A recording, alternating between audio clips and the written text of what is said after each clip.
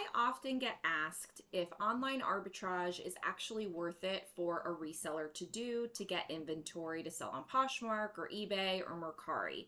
And I will tell you that for me, the answer is 100% yes, but the longer answer to that is that it does depend. It depends on you and your business. So I have a couple things that I want to share with you today to kind of help you decide if online arbitrage is worth it for you to do, some things to think about. So we'll go through that. And then I actually have 12 secrets to my online arbitrage strategy and kind of how I go about thinking about it and finding the right deals and making sure that it makes sense for me. So I've got 12 secrets for you as well. So as with any sourcing strategy, as I said, it really does depend on you and your business and kind of what you're willing to deal with and accept and handle. And so I have some questions for you to ask yourself so that you can kind of determine if online arbitrage is something that you want to seek out further. So some questions.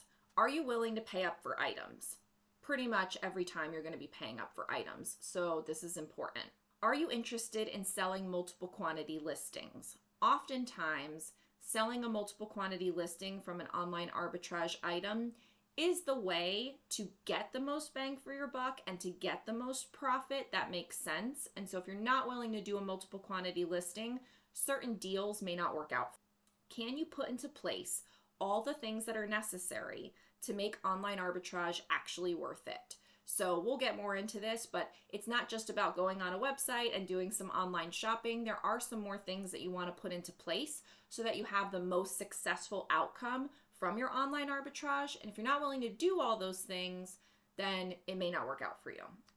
Can you accommodate items that you might need to pay up for and then also have them listed alongside items that you didn't pay up for, like maybe you paid $1 for them at the bins? So if right now you're a bins shopper and you're thinking about doing online arbitrage, you have to think about your business model that you're doing for those dollar bins items.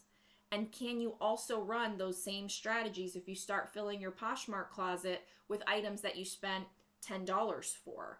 It has to all work. And so if you're putting them all in the same closet, it has to all work. If you do separate closets, that's a story for another day.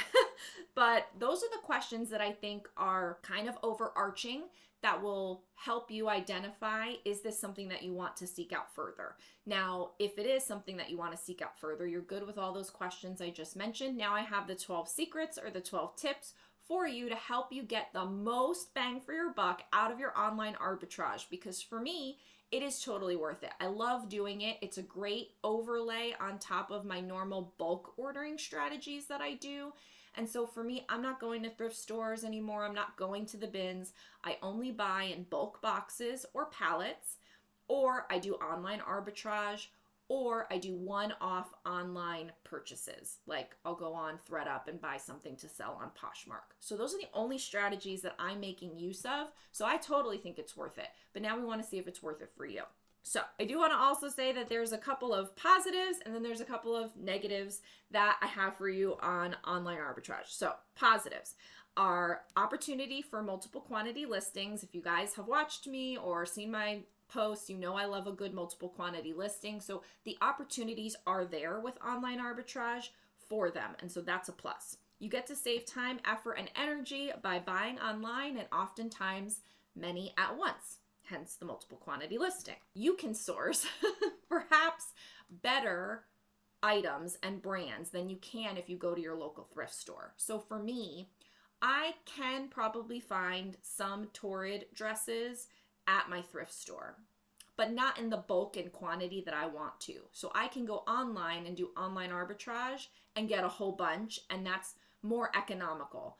But there are some other things like Athleta, certain types of higher end pieces from Athleta that I wouldn't necessarily find at my thrift store that I could go online and find. So depending on what you're finding, especially like if I was at my bins, I would not be finding this stuff. So I think depending on your local strategy, you could really level up the kinds of brands that you're selling by going online and doing online arbitrage. So it will help you lift up your whole store. And then as well, you can target specific items with online arbitrage that you may not be able to find in the numbers and quantity that you want locally. So within that would be like Torrid dresses. Like I might go to the thrift store and find a whole bunch of Torrid tops and blazers and jeans, but really I prefer selling dresses. And so I could just go online today and order a bunch of Torrid dresses and sell them. Yes, yes, yes, yes. Now, there are negatives as well. It costs more. Like, yes, it costs more. It does. But if you're doing it right, you will still make money. So it is also more of an outlay of cash upfront, because when you're trying to put together these online arbitrage deals, often I'm spending $500, $600, $800 at one time from one place to get quantity, to get all the different things that I want, to maybe make the use of any coupon that I have, or all the different things that come along with online arbitrage, a sale or whatever. Like there was one Black Friday, not this past one, the one before, where I bought $5,000 worth of stuff in online arbitrage because the deals were so great. I just spent ridiculous amounts of money.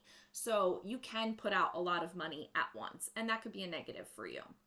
The margins are smaller, so do keep that in mind. You can overpay, and you can also make mistakes a lot easier. Think about how nice it is to shop online. So if you're doing it for your business and it's like business money, it's a lot easier to make mistakes. Like you get lured right in and you're like, oh yeah, that'll sell and I could sell it for this. And so it's really easy to kind of have those mistakes stack up if you're not doing your homework. You also may need to wait a while for the item to sell. So if you're buying off season, then you're not in the current season, and so that item isn't going to necessarily sell right away. So if it's winter time and I'm buying sweaters because I'm buying off season and I list the sweaters right away, doesn't mean they're going to sell right away. Likelihood is they're going to sell when the season comes around again. They might sell earlier because, you know, I list things all times. I don't wait. So I do list things all the time and things do sell all the time, but the bulk of them are not going to sell off season. The bulk of them are going to sell during the season. And if you bought them off season, you're going to have to wait for them to sell. So now let's get into the 12 secrets and tips that I have for you about making online arbitrage worth it. So the first one is research. And if you've been watching my channel more recently, I've been talking about research. Research is not sexy, but so important to your reselling business, arguably one of the most important things that you can do, because you need to know what the heck you're trying to find. You need to know if this is going to work out before you spend your money. So here's where I would start. What brands currently sell well for you? Like in general, like thrifted items, like any way you get your stuff. What items are selling well for you?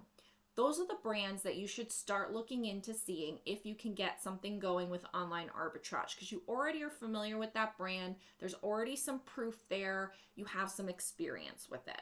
So that's where I would start. What sells well for you? Let's target that. What items from those brands do the best? So that way you really have, like for me, Athleta faux leather leggings, Torrid dresses, Bowden dresses, although I haven't done online arbitrage with Bowden, but it's really Athleta and Torrid that I do the most of, but I've done it with a bunch of others off and on over the time. Bought a bunch of like totes, kids, boots from Kohl's on clearance. So you can go to department store clearance, like there's lots of things, but trying to make a target list based on research from your own closet is a really good place to start. The next step is clearance. You have to be shopping on clearance. Pretty much that's the only way that you're going to be able to make an online arbitrage deal work. And so what you need to do up front is say, okay, I have this brand that I like from my closet. Let's say you like selling American Eagle jeans. Now you need to go to American Eagle's website, check out their clearance, and see if you can get deals on clearance that would work to sell in your Poshmark closet. Is that possible? Some brands don't have a good and aggressive clearance section. And so online arbitrage with that brand is not going to work out. I tried to do it with Frame jeans. That did not work out. I tried to do it with Reformation. That did not work out. It was a long time ago, so maybe things have changed. But for me, you need to be dependent on that clearance section. And so you need to identify off of your research list from brands and item types, can you now match that with a clearance section that's going to work for you? Otherwise, that brand may not work and you have to move on to the next one on your list. The third secret is sales cycles. So you need to start getting familiar with the sales cycles of that brand that you're trying to target. It's all about snagging the deals when the brand wants to get rid of something. It's not about, I need inventory on a random Tuesday, so I'm going to go online and see what they have today. Like, sure, you could, but really the best deals, the most arbitrage, and arbitrage means what's in the middle. You're buying low, selling high. That arbitrage in the middle, that's what you're looking for. And the best way to get the most of that is by finding out when is the brand trying to get rid of this thing really cheap. That's when I'm going to go in and buy this thing really cheap, and then I'm going to go over here and sell it for a butt ton more money. Like, it's not hard, but when you think about it like methodically like that, it helps make it easier to be objective so that you're not saying, it's Tuesday, I have no inventory, I have nothing to list, let me go on and see what I can find. Oh, this isn't as good of a deal, but I need inventory, so let me buy it. No, don't do that. That's not good. You're not going to get your money back, perhaps. So you want to go in and buy the stuff that the brand is trying to get rid of at the cheapest price that you think you can make money on. And so the way you can do that is trying to track the sales cycles. So do they have a semi-annual sale? Do once a month they send out something for VIP members? Is it Black Friday that you should really wait to and like save up all your money, and then on Black Friday you buy ridiculous amounts of items? Like, you have to look at the brand that you're interested in and see what makes sense, because lots of brands have different things that they do. And so if you kind of like start catching on to that, then you'll know when to strike. The fourth secret is to get a new account for that brand. So you may be familiar with a brand because you personally buy that brand. And so like for me with Athleta, I had an account with Athleta so I could personally buy things. But when I knew I wanted to start doing online arbitrage with them, I set up a second account under my business email so that I could do a couple things and get a few advantages. One, I really wanted to keep them separate. I didn't want my personal purchases mixed with my business purchases. For me, I wanted to have two different credit cards, kind of available for those accounts. I didn't want them to mix. It just made it easier for me.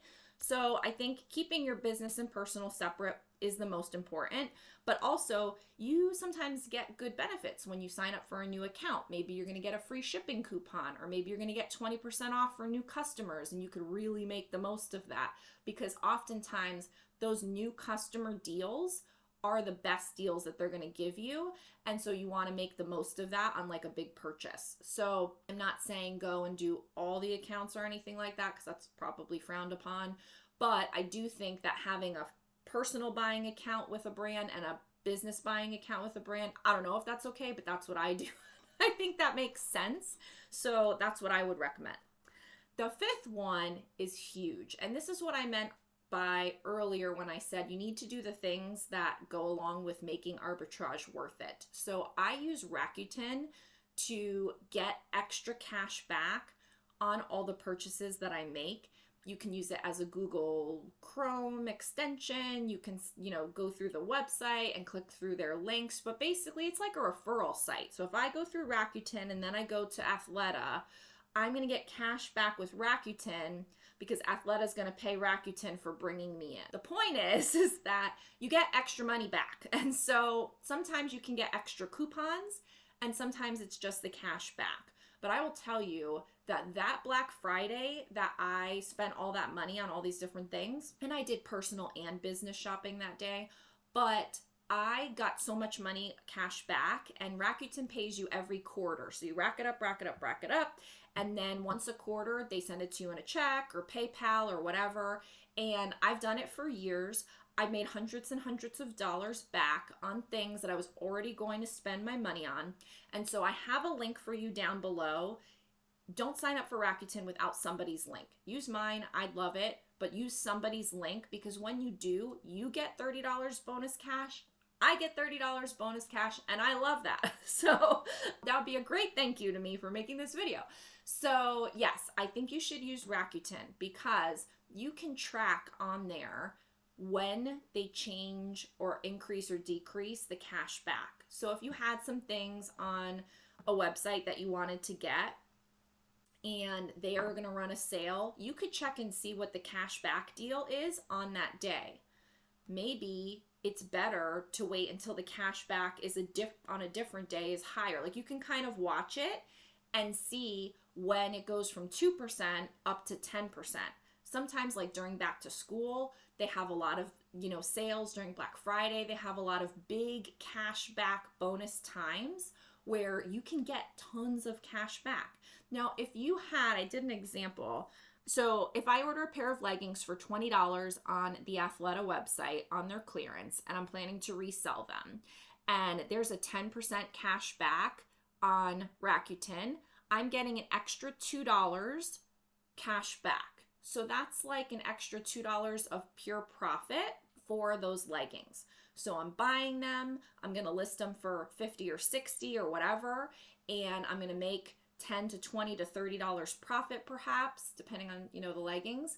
And then if I bought them with a 10% cash back on Rakuten, I'm even getting an additional $2. So having that cash back is just like extra profit coming in.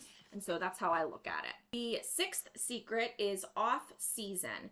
So you need to get used to buying off season because this is when the brands are looking to get rid of things. So I bought Totes kids boots from Kohl's in the summer, but they were winter boots. So I had them, I listed them, but then they were already listed. And then when winter came, they started selling like hotcakes. And then I wished I could have bought more because they sold so well and I made so much profit on them. So I think that, whether you're buying winter jackets and boots or you're buying shorts and swimsuits on the off season, whatever, just kind of know that you're going to outlay that cash now. Maybe you're going to buy in bulk, so it might be a bunch of cash, but then it may not sell right away, so you may not get a return on that cash right now. It may be that you have to wait till the season.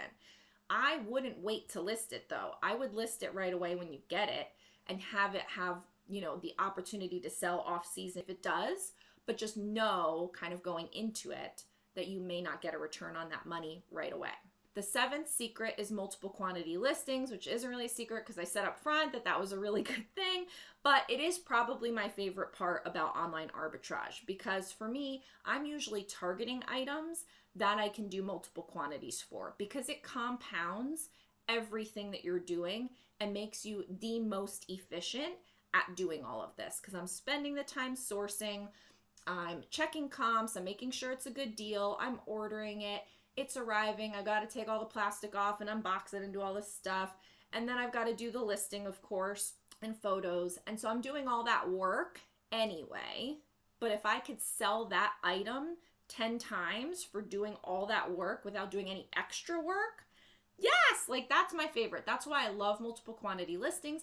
That's why I love boutique items. And so if you don't know, I do have a boutique course about how to run a profitable boutique, how to start it, how to order my vendors list, all of that. So you can use code video20 if you're interested in boutique specifically, and the link to my academy is down below. But you don't have to do that because this is multiple quantity from just regular websites with regular brands, and it's awesome too. So it's probably like, I don't really buy one-off things online arbitrage. Most of the time they're always a multiple quantity listing. And also when it's clothing, you can buy it in multiple sizes. So if I go on the Torrid website, I'm going to buy size 1, 2, 3, 4, 5. So I'm buying as many as I can. That makes sense for me. I'm not going to buy all of them, but I might buy 3 to 5 to 10 of a certain size and then buy all the sizes. So I could put that listing up once, but I could sell 3 size 2s and 3 size 3s and all of that and sell it again and again. Yes, I love it. I love it. I love it. The other thing is because the margins are smaller with buying online arbitrage, you want to do everything you can to get the most profit out of this listing. So you're already going to pay up for it, right? And then you're going to use Rakuten to get some cash back. You're going to use all the sales and deals you can from the brand to get it as cheap as possible, but you're still paying up for this item. So the margin is going to probably be smaller, but if you can sell a multiple quantity listing, now you've expanded that margin out. So if I do the listing once and I could sell it 10 times, I'm willing to accept a smaller profit margin because I know I can sell it 10 times off of the same amount of work. So this isn't the exact example because I sell a Torrid dress for much higher, but let's say I only made $5 on a Torrid dress. Normally, I wouldn't be listing things where I only make a $5 profit. But if I knew that I could do the listing once and make a $5 profit 10 times because I bought 10 of it, then that's technically a $50 profit listing, not a $5 profit listing. So for me, that makes it a lot more worthwhile and allows me to take advantage of certain deals where if it was only one of them, I probably wouldn't buy that deal. I hope that makes sense to you because that's where a lot of the expansion and scalability comes in.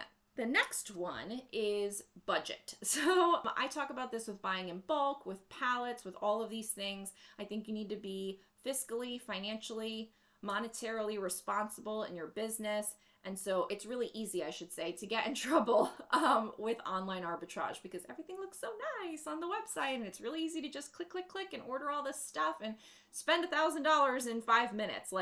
It's really easy. They're new with tags. You have all this optimism. You're so excited. But I just want you to have caution. Start slowly. Don't buy everything all at once. See how it goes for you. Test it out and have a budget. So for me, I'm not blowing my entire cash flow on online arbitrage. And I'm not even blowing my entire sourcing budget on online arbitrage because I do buy in bulk and I do buy boutique and I do buy one-off. So I set aside a portion of my sourcing budget as my online arbitrage budget. And I don't do it there might be 2 months where I'm not doing online arbitrage, but then when back to school comes, I'm going to do a big order because there's more deals. Or when Black Friday comes, there's more deals. So I might save up a bunch of money and then know that I can strike when the iron's hot and get a bunch of deals when they're available. So you could set aside a monthly budget, but not spend it every month, however you want to do it. I think it's important as a reselling content creator to give you the warnings as well as give you the ideas. So if I just came on and was like, do online arbitrage, blah, blah, blah, I do it. It's so great. I make all this money. And then you go out and do it, you might not have the same results because you did it in a different way than me and you don't have the experience perhaps. And so you could get yourself into trouble and then that would be pretty crappy of me. I would not like that. So I hope you guys know that. I really do try to think about it from your perspective, even though a lot of these things I'm pretty well versed in because I've been doing it for several years and I've had good success with it. Otherwise, I wouldn't even be recommending it. But upfront, I said, I think online arbitrage is worth it for me. It might be worth it for you. You need to decide. Just because I tell you arbitrage is worth it for me doesn't mean it's worth it for you. So make a budget, be responsible, don't get into trouble. Next, items of value. So online arbitrage is great because you can target specific items. So like I said before, I like selling Torrid, but I really only sell Torrid dresses. I could go to my thrift store and find lots of Torrid stuff, but none of the stuff that I necessarily want to sell. So I don't really sell Torrid tops and things like that. I want to sell dresses, and maybe I'll go to my thrift store and find 2 in a day, but that's not going to get me the kind of money I want. I'm trying to be a 6-figure reseller here like I've been the last few years. I'm not going to get anywhere with just 2 Torrid dresses in a thrift trip. So I can go online today, or when Torrid's having a sale, or when Rakuten has a good cash back or whatever, and buy all the Torrid and list it and sell it. Multiple quantities, sell it over and over again, and it's great. So for me, I can target very specific items that I am looking to sell based on step 1, secret 1, the research from what does well for me. Now, I don't really do a lot of experimentation unless I really have the research in comps, checking comps, seeing what it could sell for. I might do a little bit of that if I'm already making an order on things that I'm trying to target. But most of the time, I'm going in looking for specific items on purpose. And I can't tell you all what those are. You need to decide for yourself what those are. So make sure you're doing the research and then targeting those items of value and really making the most of it. Because if you can find Torrid dresses at your thrift store, maybe you shouldn't be buying Torrid dresses online because you can find them at your thrift store. So don't buy them online. You know, like target the things that are valuable and that you don't find. Okay. 10, stock photos. Yes. So I get asked all the time, how do you find stock photos for your items? Should I do it? You know, let's put should I do it aside, because there are certain brands that don't like it. Yes, you're not supposed to. People do it all the time. No, that's not a good thing, but I've made my peace with it and I do use stock photos until I don't. So I like online arbitrage because if I'm going on the website and I'm buying this, whatever, I already have the stock photo. It's already there.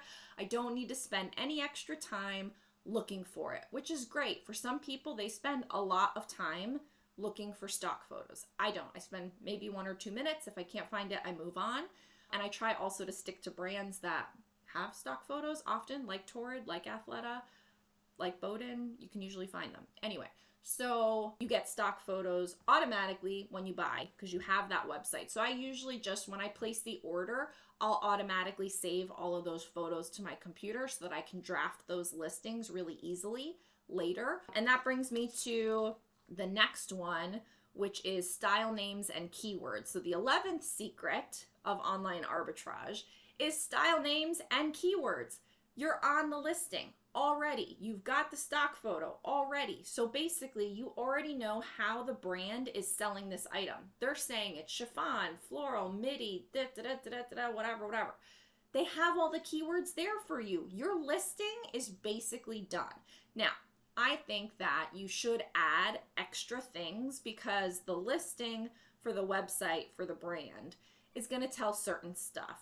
But as a thrifted secondhand kind of reseller and on those platforms, you do need to put other keywords in there that are going to help with your search because of the way it works. So the brand might have 5 keywords to describe their item. When I create the listing, I'm going to use those 5, and then I'm going to try to find 5 more.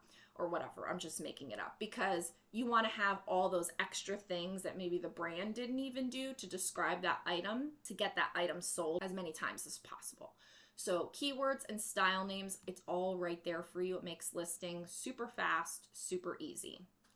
And actually, I don't think I said this, but what I do when I save everything is, even though the items haven't shown up yet, after I order, doesn't necessarily mean like immediately after I order, but like maybe the next day, because online shopping is so taxing. I can't do it all in one day.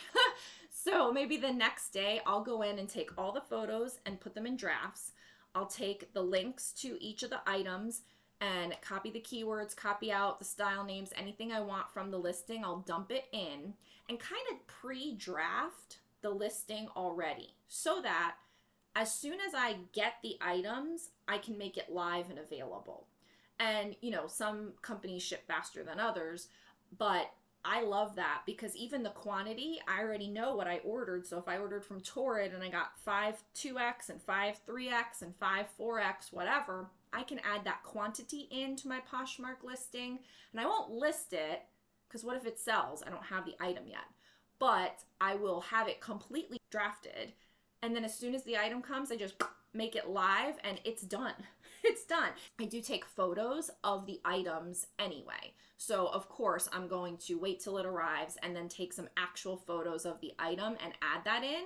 But you could put that listing up and then later go add the photos of the actual item in too. So there's like a couple steps that you could do that I find just like makes it faster and more efficient.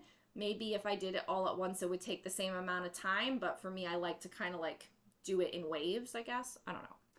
Anyway, the last one is don't pay too much. So this is just another word of caution. Please make sure that you are not lured in by all of the deals and the pretty things on the website and that you're not paying attention to what will actually happen if you do this by cost and what you can possibly list it for and what it's probably going to sell at. So it's another word of caution to kind of like recheck those comps, make sure that you think you can list it for a certain amount, make sure that it might sell for a certain amount based on your offer to like or strategy and all that kind of stuff, and that your buy cost will work and that you're comfortable with all of that. And be pretty ruthless with yourself, like assume the worst case scenario, and if it's still okay with the profit you'll make in your worst case selling scenario, then buy it. But if you don't feel comfortable with the worst case scenario and you're hoping that it sells at the best case scenario, that might not be the right one, because it might sell at the worst case scenario and then you're going to be kind of like regretting it. So I think that it's really important to do your numbers and do your checking when it comes to online arbitrage. Now, do go ahead and check out the resources that I have for you down in the description below. It's where I have the Rakuten link, so that way you can go ahead and get the $30 cash, and I get the $30 cash for me recommending you over there, so that you can go ahead and start putting some of these things into place. Go ahead and let me know in the comments below where you think you might start looking into some online arbitrage, if you have any other secrets to online arbitrage, and how it goes for you when you give it a try. Thanks, and I'll see you in the next video. Go ahead and watch the next one that comes up. Bye!